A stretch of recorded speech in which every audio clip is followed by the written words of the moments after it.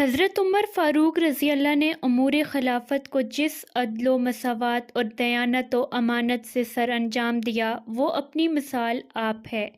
آپ رضی اللہ کے دور خلافت میں شاہ و گدا، امیر و غریب، مفلس و مالدار سب ایک حال میں نظر آتے تھے۔ آپ رضی اللہ کی طرف سے عمال کو تاکیدی حکم تھا کہ کسی طرح کا امتیاز اور نمود اختیار نہ کریں۔ آپ رضی اللہ نے خود ذاتی حیثیت سے بھی عدل و مساوات کو اپنا شعار بنا رکھا تھا۔ آپ رضی اللہ نے کسی کو اپنا رشتہ دار ہونے کی بنا پر کبھی کوئی مرتبہ یا عہدہ نہ دیا۔ ان کا اپنا فرزند عبداللہ رضی اللہ متقی اور عالم و فاضل ہونے کے باوجود باپ سے کسی بلند مرتبے کی توقع نہ کر سکا، حالانکہ اپنی ذاتی و علمی صفات کے پیش نظر وہ اس کے حقدار تھے۔ ایک بار آپ رضی اللہ زید بن ثابت رضی اللہ کی عدالت میں مدعا علیہ کی حیثیت سے گئے تو انہوں نے خلیفہ کی تعظیم کرتے ہوئے جگہ خالی کر دی۔ حضرت عمر رضی اللہ نے کہا، تم نے اس مقدمے میں یہ پہلی ناانصافی کی ہے۔ یہ کہہ کر اپنے فریق کے برابر بیٹھ گئے۔ عدل و مساوات کے ضمن میں آپ رضی اللہ قانون کے نفاذ میں کسی تخصیص اور امتیاز کے قائل نہ تھے۔ آپ رضی اللہ کا بیٹا جوش جوانی میں زنا کا مرتکب ہوا تو ایک عام آدمی کی طرح اسے قانون کے مطابق 100 درے کی سزا دی، حتیٰ کہ دوران سزا اس نے دم توڑ دیا۔ مساوات کے اس قدر قائل تھے کہ مدینہ سے بیت المقدس گئے تو آپ رضی اللہ کے ہمراہ ایک اونٹ اور ایک غلام تھا۔ آپ رضی اللہ اور غلام باری باری سوار ہوئے۔ جب شہر میں داخل ہوئے تو غلام سوار تھا اور آپ رضی اللہ اونٹ کی مہار تھامے ہوئے تھے۔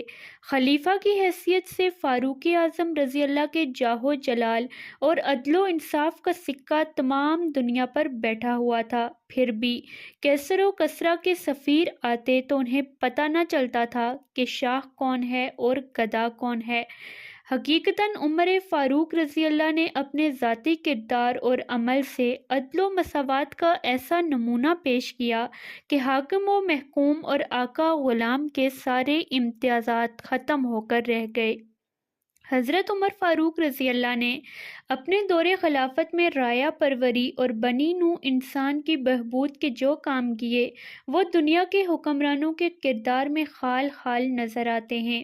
پیوند لگے کپڑے پہنے اور ہاتھ میں درہ لیے مسلمانوں کے امیر عمر فاروق رضی اللہ بغیر کسی محافظ اور عملے کے بے تکلف عوام میں پھرا کرتے تھے۔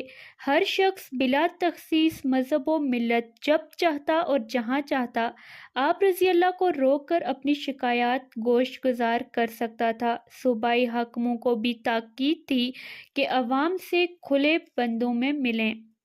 آپ رضی اللہ کا معمول تھا کہ مجاہدین کے گھروں پر جاتے، ان کے اہل و عیال کی خبر گیری کرتے اور بسا اوقات انہیں بازار سے سودا سلف بھی لا دیتے۔ مقام جنگ سے سپاہیوں کے خطوط مدینہ پہنچے تو حضرت عمر رضی اللہ خود وہ خطوط مجاہدین کے گھروں میں پہنچا آتے اور جس گھر میں کوئی فرد پڑھا لکھا نہ ہوتا خود چوکھٹ پر بیٹھ جاتے اور گھر والے جو کچھ لکھاتے لکھ دیتے۔ راتوں کو عموماً گلیوں اور بازاروں میں گشت کرتے تاکہ عام آبادی کا حال معلوم ہوتا رہے۔ ایک مرتبہ آپ رضی اللہ رات کو گشت کرتے ہوئے مدینہ سے 3 میل کے فاصلے پر مقام حرا پہنچے۔ دیکھا کہ ایک عورت کچھ پکا رہی ہے اور 2 بچے قریب بیٹھے رو رہے ہیں۔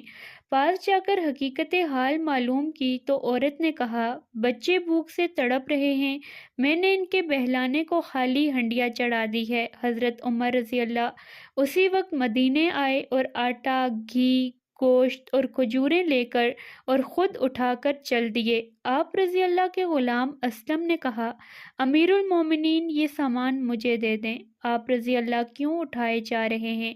فرمایا، لیکن قیامت میں تم میرا بار نہیں اٹھاؤ گے۔ چنانچہ خود ہی سامان اٹھائے وہاں پہنچے، اپنے سامنے کھانا تیار کروایا اور جب بچے کھا کر خوشی خوشی اچھلنے کودنے لگے تب واپس لوٹے۔ حضرت عمر رضی اللہ غیر معمولی مصروفیت کے باوجود مجبور بے کس اور اپاہج لوگوں کی خدمت گزاری کے لیے وقت نکال لیا کرتے تھے۔ مدینہ کے اکثر و بیشتر نابینا اور ضعیف لوگ فاروق اعظم رضی اللہ کی خدمت گزاری کے ممنون تھے۔ خلوص کا یہ عالم تھا کہ خود ان لوگوں کو بھی خبر نہ تھی کہ ان کا محسن و مربی کون ہے۔